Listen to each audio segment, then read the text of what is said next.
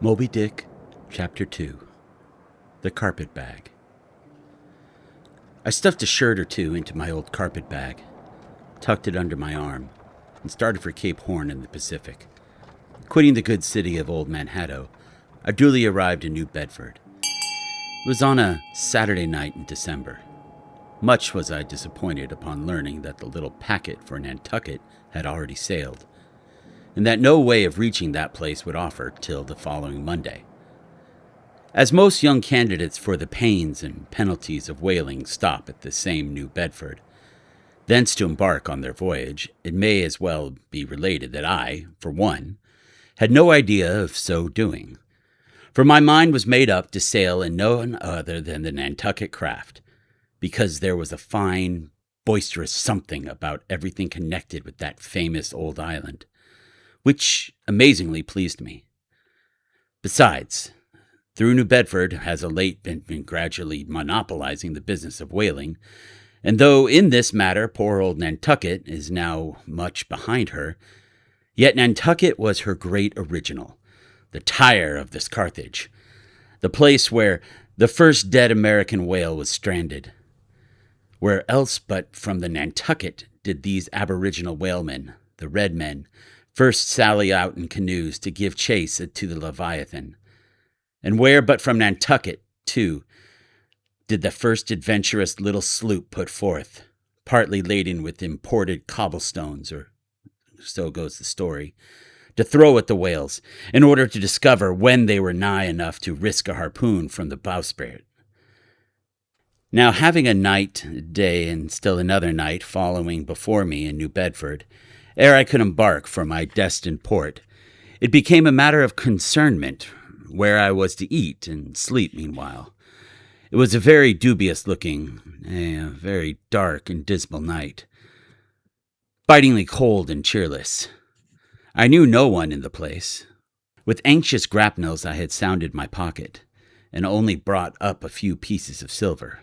So, wherever you go, Ishmael, said I to myself, as I stood in the middle of a dreary street shouldering my bag, and comparing the gloom toward the north with the darkness towards the south, wherever in your wisdom you may conclude to lodge for the night, my dear Ishmael, be sure to inquire the price, and don't be too particular. With halting steps I paced the streets and passed the sign of the Crossed Harpoons, but it looked too expensive and jolly there. Further on, from the bright red windows of the Swordfish Inn, there came such fervent rays that it seemed to have melted the packed snow and ice from before the house. For everywhere else the congealed frost lay 10 inches thick in a hard, asphalt pavement, rather weary for me, when I struck my foot against the flinty projections, because from hard, remorseless service to the soles of my boots were in the most miserable plight. Too expensive and jolly, again thought I, pausing one moment to watch the broad glare in the street and hear the sounds of the tinkling glasses within. But go on, Ishmael, said I at last. Don't you hear? Get away from before the door. Your patched boots are stopping the way. So on I went. I now, by instinct, followed the streets that took me waterward. For there, doubtless, were the cheapest, if not the cheeriest inns. Such dreary streets! Blocks of blackness, not houses, on either hand, and here and there a candle, like a candle moving about in a tomb. At this hour of the night, of the last day of the week, that quarter of the town proved to be all but deserted. But presently I came to a smoky light proceeding from the low, wide building, the door of which stood invitingly open.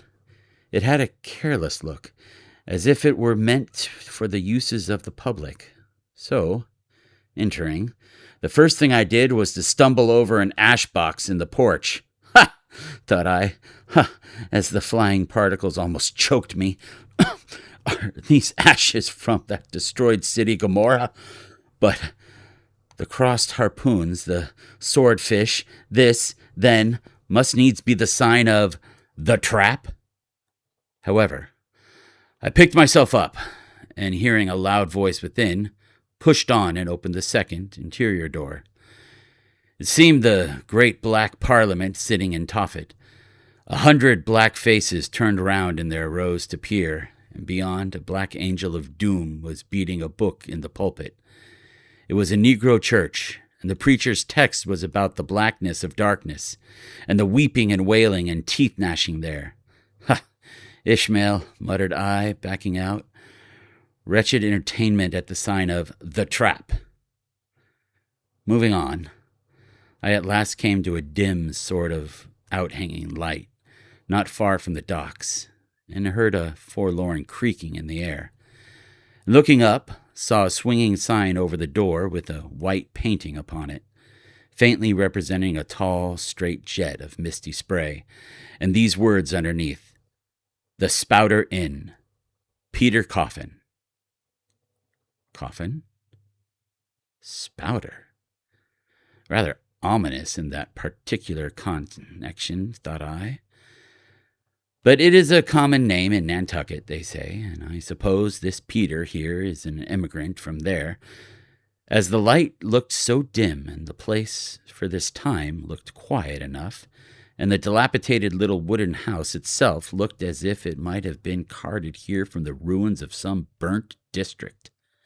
And as the swinging sign had a poverty-stricken sort of creak to it, I thought that here was the very spot for cheap lodgings, and the best of pea coffee.